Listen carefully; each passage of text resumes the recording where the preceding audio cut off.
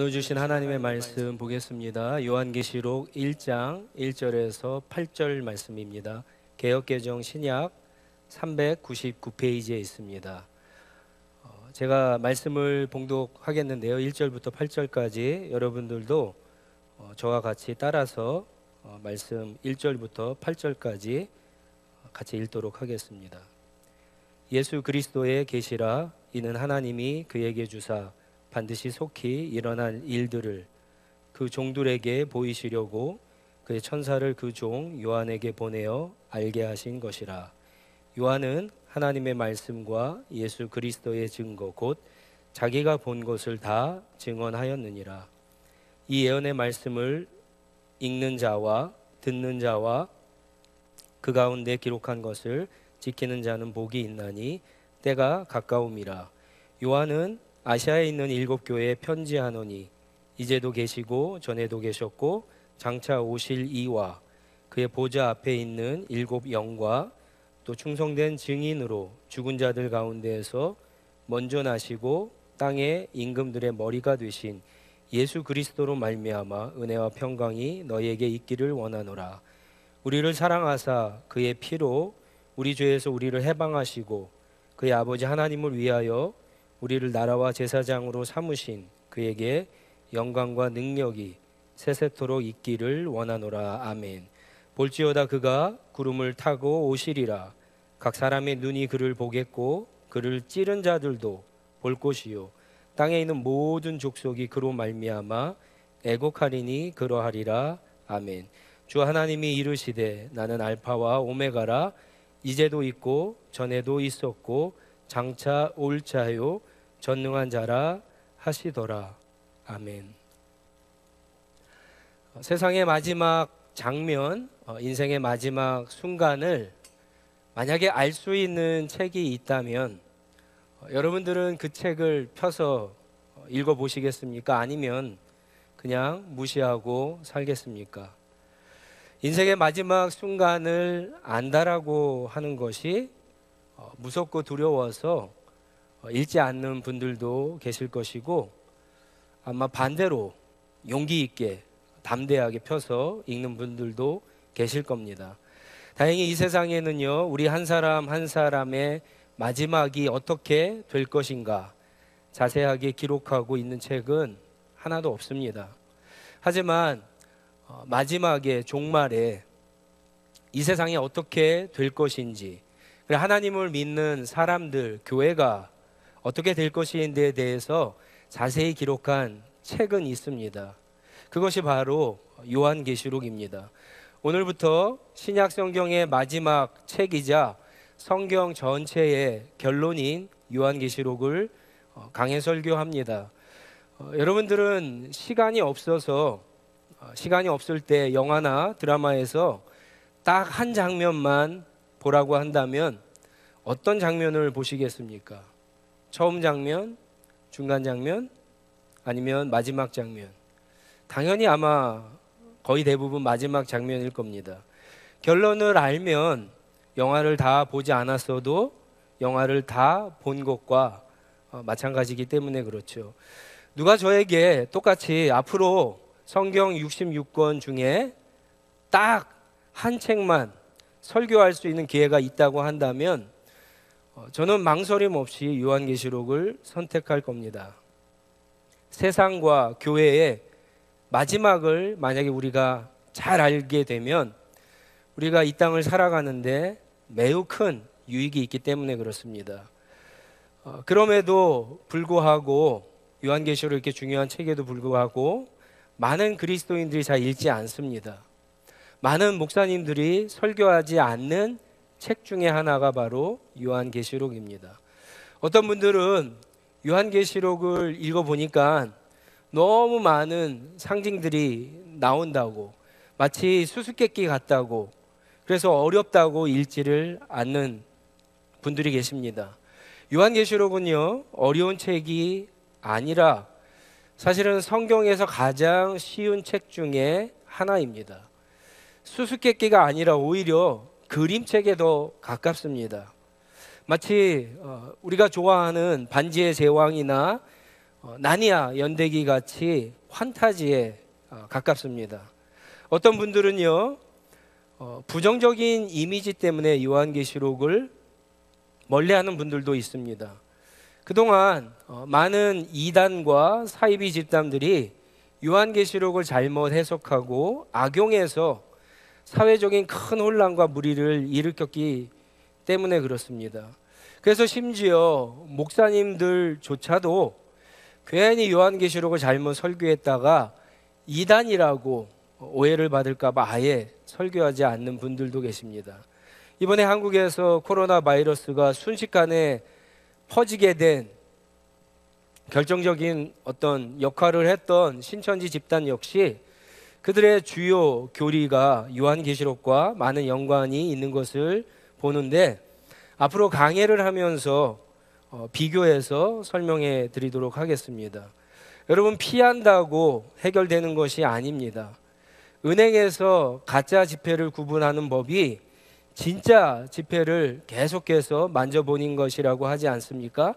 오히려 요한계시록을 잘 알아야지 이단이나 사이비 집단에 빠지지 않고 우리가 이 말세의 마지막에 신앙생활을 잘 할 수 있는 겁니다. 또 요한계시록이 가지고 있는 무서운 이미지 때문에 요한계시록을 잘 읽지 않는 분들도 계십니다. 실제로 요한계시록을 읽다 보면은요, 그런 이미지들이 많이 나오죠. 무서운 이미지들, 심판, 종말, 지옥, 사망, 첫째 사망, 둘째 사망, 사탄, 생전 듣도 보지도 못했던 이상하고 무서운 괴물들이 많이 나옵니다. 그것들이 무슨 뜻인지 모르니까 더 무서운 것이 사실입니다. 하지만 여러분, 아무리 무서운 공포 영화나 드라마라고 해도 결론을 알고 보면 별로 무섭지 않죠. 마찬가지로 요한계시록을 통해서 세상과 교회의 마지막을 알게 되면 우리가 인생을 살아가면서 겪게 되는 고난이나 어려움들, 오늘 우리가 당하고 있는 이 코로나 바이러스처럼 정말 엄청난 일들 앞에서도 우리가 놀라지 않고 잘 견딜 수 있게 됩니다. 끝까지 믿음으로 살 수 있는 담대함을 얻게 됩니다. 만약에 지금 어려운 상황이나 고난이나 위기를 지나가고 있다면 여러분, 앞으로 어떻게 될지 궁금하지 않으세요? 만약에 결론이 해피엔딩이라고 한다면, 우리의 마지막이 해피엔딩이라고 한다면 우리는 그것 자체로도 지금 위로와 소망을 품고 지금 어려운 현실을 잘 견딜 수가 있겠죠. 하지만 앞으로 결론이 해피엔딩이 아니라면, 나쁘게 된다면, 그러면 여러분, 운명이니까 그냥 포기하고 막 살겠습니까? 그렇지 않죠. 바꿔야죠. 어떻게 해서든지 방법을 찾아서 마지막 그 결론을 해피엔딩으로 바꿔야 하지 않습니까? 그게 지혜롭고 현명한 사람이고, 그러니까 그렇기 때문에 우리가 끝을 알아야 합니다. 실제로 요한계시록이 기록된 이후 요한계시록의 역할이 그랬습니다. 1세기 말에 기록되었는데요, 요한계시록이 기록되었을 때 교회와 성도들이 큰 박해와 고난을 당할 때였습니다. 그래서 심지어 예수님을 배신하고 교회를 떠나는 그런 사람들이 생겨날 때였습니다. 그런데 그때 이 기록된 요한계시록을 읽으면서 많은 성도들이 위로와 격려와 소망을 얻어서 믿음을 끝까지 지키며 승리할 수 있었습니다. 그래서 로마 제국의 박해에도, 이단의 유혹에도 교회가 없어지지 않고 승리할 수 있었던 겁니다. 무엇보다도 하나님은요, 저와 여러분들이 앞으로 어떻게 될지 알고 믿고 살아가기를 원하십니다. 1절 말씀에 보면은요, 그래서 하나님이 그 종들에게 보이시려고 반드시 속히 일어날 일들, 예수 그리스도의 계시를 알게 하셨다라고 말씀하고 있습니다. 여기서 그 종들이란 밑에 내려가시면 4절에 나오는 아시아에 있는 7교회를 가리킵니다. 성경에서 7은 완전한 숫자죠. 충만한 숫자입니다. 따라서 지금 이야기하는 7교회는 단순히 아시아에 있는 7교회뿐만 아니라 아시아에 있는 모든, 그 당시에 존재했던 모든 교회들을 다 포함하는 겁니다. 그리고 더 나아가서는 앞으로 세워질 주님의 모든 교회들, 오늘날로 이야기하면 저와 여러분들이 속한 우리 하늘시학교회까지 포함한 모든 교회를 뜻합니다. 그런데 특이한 것은요, 하나님이 분명히 이 계시를 주셨는데 하나님의 계시가 아니라 예수 그리스도의 계시라고 그렇게 성경이 밝히고 있는 점입니다. 계시란 것이 본래 감추어진 것을, 숨겨진 것을 벗겨내다, 드러내다, 비밀을 밝히다라고 하는 뜻이잖아요. 그러니까 예수 그리스도의 계시라고 하는, 그렇게 불리는 이유는 이 계시의 내용이 바로 예수 그리스도에 관한 내용이다라고 하는 거예요. 이 계시가 전달되는 데 있어서 중요한 역할을 하신 분이 바로 예수 그리스도다라고 하는 겁니다. 그래서 예수 그리스도의 계시를 예수 그리스도가 주신 계시, 혹은 예수 그리스도를 계시한다라고 그렇게 부를 수도 있는 겁니다. 요한은 자기 자신의 이야기를 하는 것이 아니라 자기가 보았던 예수 그리스도의 계시를 전하고 있는 겁니다.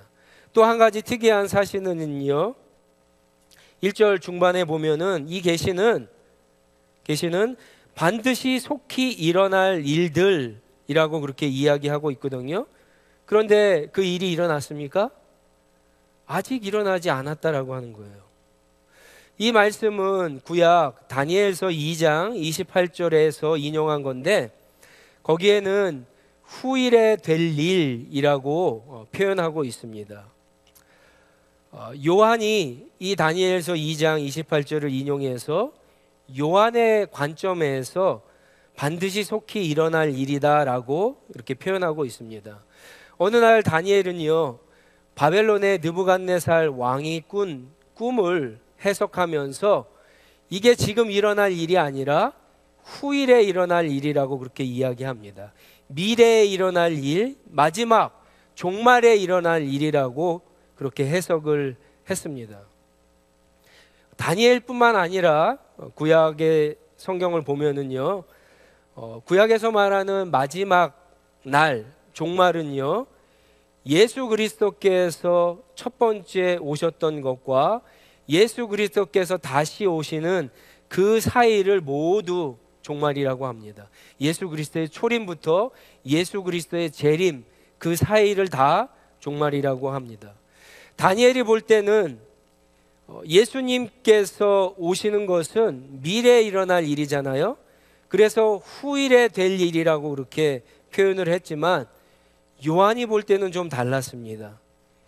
요한이 볼 때는 벌써 이 책을 기록할 때는 예수님이 벌써 이미 첫 번째로 오셨어요. 다시 예수님께서 오실 날을 기다리고 있는 그러한 상황이기 때문에 예수님께서 다시 오시는 그 일은 매우 가까이에 닥친 일입니다. 속히 일어날 일이 되었던 겁니다. 그래서 반드시 속히 일어날 일이다라고 기록하고 있는 겁니다. 저와 여러분들이 살고 있는 이 시대는 그러면 어떤 시대일까요? 마지막이니까, 예수님의 초림과 재림 사이를 살아가고 있는 거니까 마지막 종말을 살아가고 있는 겁니다. 그래서 우리는 마지막에 일어날, 반드시 속히 일어날 일들에 대해서 정확히 알고 우리가 대처하는 것이 필요합니다. 많은 사람들이 하나님의 이 마지막 일들, 최후의 심판을 무서워하고 두려워하지만 성경에서 말하는 심판은요, 두 가지의 성격을 가지고 있습니다. 믿지 않는 자들에게는 심판이지만 믿는 자들에게는 구원입니다. 만약에 여러분들이 믿는 자라면 여러분, 이 소식은요, 이 메시지는 큰 위로와 소망을 주는 메시지가 됩니다. 하지만 만약에 믿지 않는 자들이라고 한다면 아직 마지막 심판이 온 것이 아니기에 그 심판을 구원으로 바꿀 수 있는 기회가 되기 때문에 그것을 빨리 바꿔야 되는 겁니다. 어떤 분들이 유튜브에 보니까 코로나 바이러스가 하나님의 심판이라고 설교하는 분들이 계시는데, 글쎄요, 하나님의 심판? 글쎄요, 분명한 것은요, 요한계시록에서 말하는 하나님의 최후 심판은 아닙니다. 그렇다고 다행이라고 안심할 필요도 없습니다. 혹시라도 믿음이 연약한 분들은 진짜 마지막 심판이 오기 전에 그리스도를 만나고 붙잡는 기회로 삼으실 수 있기를 바랍니다. 그렇기 때문에 3절 말씀에 보면은요, 이 말씀을 집어서 읽는 자와 듣는 자와 지키는 자가 어떻다고요? 복을 받는다라고 약속하고 있습니다. 오늘날로 얘기하면은요, 하나님의 말씀을 전하는 설교자, 그 말씀을 듣는 성도님들, 그리고 그 말씀을 따라 사는 모든 주의 백성은 다 복을 얻게 된다라고 하는 약속인데, 오늘 이 말씀을 듣고 지키는 저와 여러분 모두에게 이 은혜와 복이 임하기를 간절히 주님의 이름으로 축복합니다. 4절부터 8절은요, 이제 요한이 인사말과 계시의 주체이신 삼위일체 하나님을 소개합니다. 여기에서 핵심은 요한계시록 전체의 핵심이기도 하지만 예수님을 하나님으로 소개하고 그 예수님께서 다시 오실 것을, 반드시 다시 오실 것을 강조하고 있는 점입니다. 요한 역시 신약 성경에 나오는 다른 편지들처럼 삼위일체 하나님의 은혜와 평강을 구하는 인사말을 건넵니다. 이제도 계시고 전에도 계셨고 장차 오실 이라고 하는 이 표현은요, 성부 하나님을 가리키는데, 출애굽기 3장 14절로 15절에 보면 하나님이 모세를 이집트에 이제 보내실 때 알려주신 하나님의 이름이죠. 나는 스스로 있는 자라. I am that I am, 혹은 I am who I am. 나는 스스로 있는 자다라고 하는 그 이름을 풀어 쓴 것이 이제도 계셨고 전에도 계셨고 장차 오실 이다라고 하는 이 표현입니다. 이 표현이 이제 1장 8절 그 밑에 한 번 더 나오는데요, 결국 이 표현은 하나님은 역사, 세상의 주인이시다라고 하는 뜻입니다.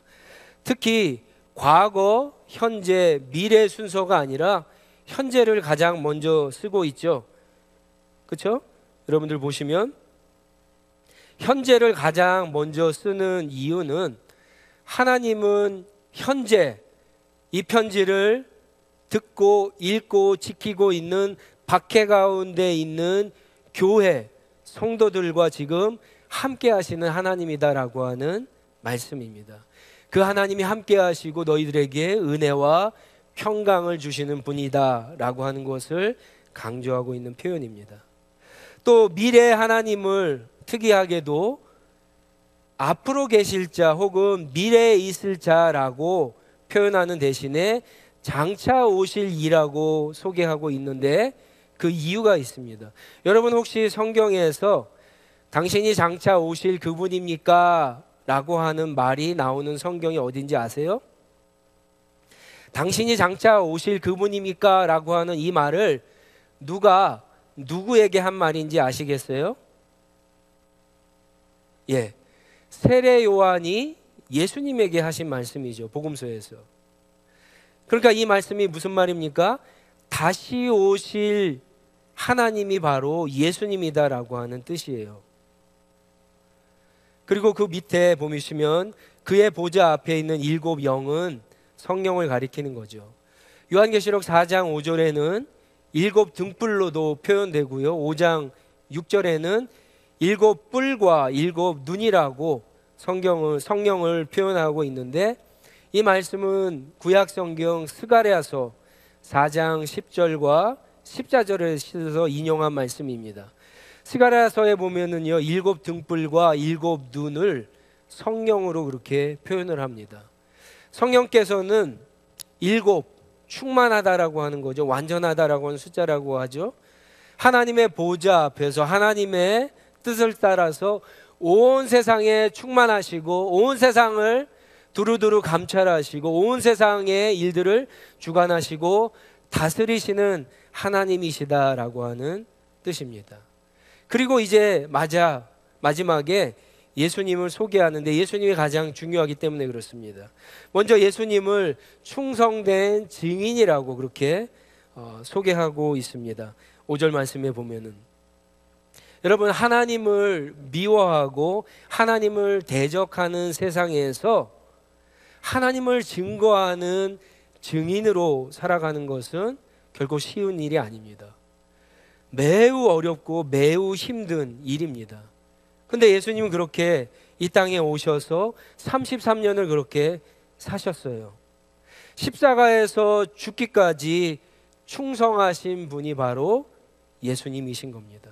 근데 예수님이 죽으셨을 때 죽음으로 끝나는 것이 아니라 부활하셔서 죽은 자들 가운데에서 먼저 나신 분이 되셨습니다. 죽음을 이기시고 땅의 임금들의 주인, 머리, 왕이 되셨습니다. 만왕의 왕이 되셨다라고 하는 뜻입니다. 따라서 예수님을 믿는 교회도, 저와 여러분들도 예수 그리스도의 증인으로 살아야 된다는 거예요. 그렇게 증인으로 살아갈 때 쉽지 않지만, 어렵지만, 힘들지만 주님께서 함께 하시고, 심지어 죽어도 살겠고 주님과 함께 영원히 왕노릇하는 그 놀라운 복이 우리에게 주어진다라고 하는 사실입니다. 그 예수님은 우리를 죄에서 해방시키셨고 왕이신 주님의 나라가 되게 하시어 하나님 아버지만 섬기는 제사장으로 우리를 삼아 주셨습니다. 비록 이 세상에서 증인으로 살아가는 것이 힘들고 어렵고 참고 견디기 불가능할지도 모르겠지만 그렇게 해야 되는 거죠. 왜냐하면 7절 말씀에 있는 것처럼 예수님께서 곧 구름을 타고 오시기 때문입니다. 구약성경에서 구름은요, 하나님의 임재와 나타나심을 상징합니다. 시내산에서 하나님이 임재하실 때 구름으로 가득했죠. 그리고 광야에서 성막을 완성한 후에 성막에도 하나님의 임재, 구름이 가득했던 것과 마찬가지입니다. 예수님이 구름 타고 오신다라고 하는 것은 문자 그대로 정말 구름 위에 예수님이 타고 오신다라고 하는 뜻이 아니라, 마치 구약의 하나님이 이스라엘 백성들 가운데 구름으로 그 임재를 나타내셨던 것처럼 그렇게 우리들 가운데 나타나신다라고 하는 거예요. 그래서 하나님이다라고 하는 것을 강조하고 있는 겁니다. 분명한 것은 다시 오시는 예수님은 바로 하나님이세요. 그 하나님을 모든 족속이 다 보게 될 것이다라고 하는 사실입니다. 여러분, 예수님께서 초림하셨을 때, 처음 오셨을 때는 어떻게 되었습니까? 예수님은 마구간에, 베들레헴 마구간에 태어나셨죠. 예수님을 알아보던 사람들이 많지 않았습니다. 몇몇 사람들만 알았습니다. 그렇지만 예수님께서 다시 오실 때에는 모든 사람들이, 심지어 오늘 본문 말씀해 보니까 그를 대적했던 찌른 사람들조차도 예수님을 알아보고 크게 슬퍼하는 일이 일어난다고 말씀하고 있습니다. 여러분들, 한국에만 자기가 재림한 예수라고 주장하는 사람이 수십 명이나 된다고 하지 않습니까? 이 말씀을 보면 그들의 말이 새빨간 거짓말인 것을 알게 됩니다. 주님이 다시 오실 때에는 어떻게 해요? 조용히 오시지 않아요. 재림하실 때는 조용히 오지 않아요. 그런데 자기가 재림 예수라고 주장하는 사람들은 아무도 몰라요. 그러니까 그들의 말이 거짓말이에요. 그리고 예수님께서 다시 오실 때는 큰 슬픔이 있는다 그랬는데 그러한 일들도 일어나지 않았어요. 이 말씀은 구약 다니엘서 7장 13절과 스가랴서 12장 10절 말씀을 인용한 부분입니다. 특히 스가랴서 12장에 보면은 이스라엘이 하나님 앞에 잘못해서 하나님 앞에 회개하는 장면이 나오는데, 이스라엘의 회개가 모든 족속의 회개로 바뀌는, 확대되는 본물이 스가랴서 12장 말씀입니다. 그래서 여기에 나오는 큰 슬픔이 있겠다라고 하는 것은 예수님이 다시 오실 때 모든 족속이 예수 그리스도를 믿게 되어 흘리는 회개의 눈물이라고 볼 수도 있고요, 반대로 그분을 그때서야 비로소 알게 되므로 하나님의 심판을 받게 되는 것으로 인해서 흘리는 그런 눈물도 될 수가 있습니다. 그리고 마지막으로 8절에 이제 구름 타고 오시는 주님께서 다시 한번 하나님이신 것을, 알파와 오메가, 알파와 오메가는 헬라어의 처음과 마지막 숫자이죠. 역사의 처음과 끝을 주관하시는 분이 바로 하나님, 예수님이다라고 하는 거죠. 현재와 과거와 미래를 다스리는 하나님이신 것을 다시 한번 강조합니다. 여기까지가 요한계시록의 서론인데, 바로 이 서론의 내용이 이제 우리가 요한계시록을 살펴보면서 더 자세하게 깊이 있게 설명되는 것을 우리가 보게 됩니다. 오늘 이 서론의 말씀을 통해서 우리가 붙잡아야 될 말씀은 바로 이거입니다. 우리의 왕이신 예수 그리스도께서 다시 곧 오신다는 겁니다. 예수님은 먼 미래에 오시는 것이 아닙니다. 곧 오십니다. 어떤 사람에게는요, 죽음이 예수님을 만나는 그 시점일 수도 있어요. 그래서 예수님은 곧 다시 오신다는 거예요. 예수님은 세상을 시작한 분이시고 세상의 끝을 맺으시는 하나님이십니다. 세상 모든 역사는 물론이고 모든 인생도 그래서 예수님에게 다 속해 있는 겁니다.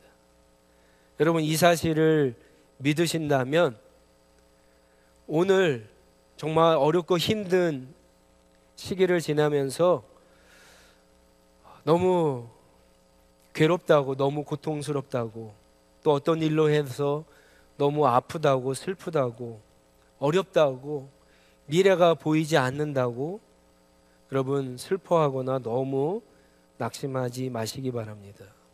모든 것은 예수님께 속해 있어요. 예수님의 손에 달려 있습니다.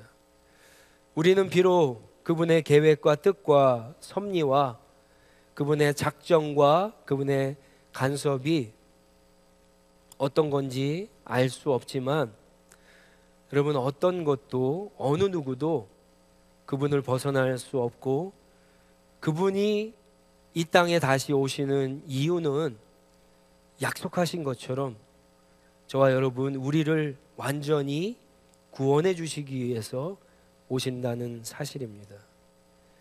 그것이 예수 그리스도께서 십자가에서 죽으신 이유고 부활하신 증거입니다.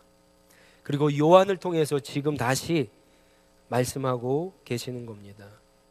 이것이 반드시 속히 이루어질 일 중에 하나인 것을 믿으시고, 여러분, 이 말씀으로 큰 위로와 격려와 소망을 얻으시기를 바랍니다. 그래서 이 어려운 때를 끝까지 인내하시고 나만 살아나면 된다라고 하는 그런 조금 생각에서 벗어나셔서 여러분 주변에 있는 이웃과 우리 공동체들, 지금 어렵고 힘들어하는 사람들을 도우면서 끝까지 인내하시고 승리하시는 사랑하는 우리 모든 하늘시약 교회 가족들이 다 되실 수 있기를 간절히 바랍니다. 이 계시의 말씀을 여러분 놓치지 마시고 계속해서 읽고 듣고 지킴으로 인해서 약속하신 복과 은혜를 다 누리시기를 다시 한번 간절히 우리 예수 그리스도의 이름으로 축원드립니다. 기도하시겠습니다.